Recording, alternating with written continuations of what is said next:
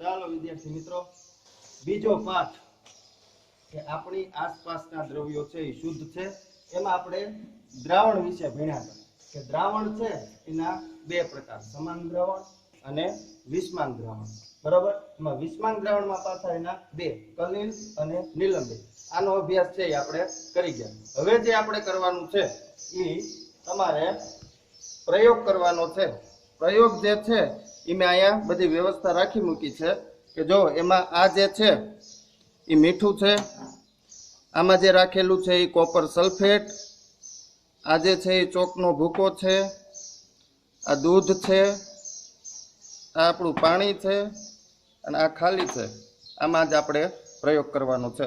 તો આપણે નક્કી કઈ રીતે કરીએ કે કયું છે એ સમાંગ દ્રાવણ છે, કયું વિષમાંગ દ્રાવણ છે? તો ચાલો આપણે આ ખાલી બીકરમાં પહેલા આપણે પાણી લઈએ. પાણી લીધું અને એમાં આપણે નાખીએ થોડું મીઠું. આપણે એમાં મીઠું નાખશું અને પછી આપણે એને હલાવશું. તો મીઠું છે એ તમે અહીંયા જોઈ શકો છો કે ધીમે ધીમે અહીંયા સંપૂર્ણ છે એ દ્રાવ્ય થઈ જાય. એટલે કે કાંઈ આમાં પાણી અને મીઠું બેમાંથી કોઈ અલગ અલગ દેખાતા નથી. એટલા માટે મીઠું અને પાણી છે એ કેવા કહેવાય? સમાંગ કહેવાય.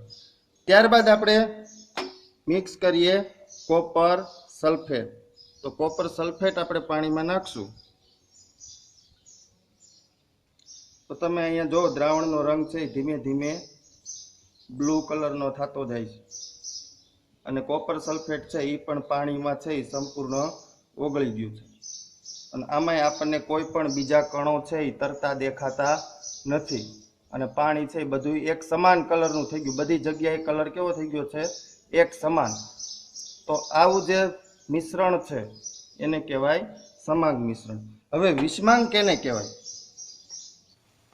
ચાલો હવે આપણે પાણીમાં નાખીએ ચોકનો ભૂકો. ચોકનો ભૂકો નાખશું પાણીમાં. તમે જોશો કે ચોકનો ભૂકો છે એ પાણીમાં આમ તમને નીચે થોડોક ભૂકો છે એ તળિયે બેસેલો દેખાશે અને થોડાક જે નાના નાના કણો છે એ બધાય આમાં તરે છે. તો આવું જે આપણને દેખાય કે જે પાણીમાં નાના નાના કણો તરતા દેખાય અને આને આપણે આમ સ્થિર નીચે મૂકી રાખીએ એટલે બધા કણો છે એ થોડાક સમય પછી નીચે બેસી જાય. તો આવું જે દ્રાવણ છે એ દ્રાવણને કહેવાય નિલંબિત દ્રાવણ. બરોબર. હવે જો વિદ્યાર્થી મિત્રો, આપણે આ ત્રણ દ્રાવણ લીધા. એક આ પાણી અને કોપર સલ્ફેટનું દ્રાવણ, પાણી અને ચોકના ભૂકાનું દ્રાવણ અને આ છે દૂધ. બરોબર.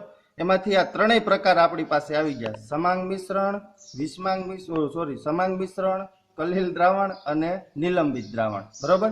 તો આમાંથી કયું કલિલ છે, કયું નિલંબિત છે અને કયું સમાંગ છે એ જાણવું હોય તો આપણે અત્યારે તો દિવસનો સમય છે, રાત્રિના સમયે જ્યારે તમે આ દ્રાવણમાં તમે છે ફ્લેશ લાઇટ કરશો એટલે તમને પ્રકાશ છે એ આમાં દેખાશે. તો જેમાં તમને પ્રકાશનો લીસોટો દેખાય, જે પ્રકાશનું શું કહેવાય?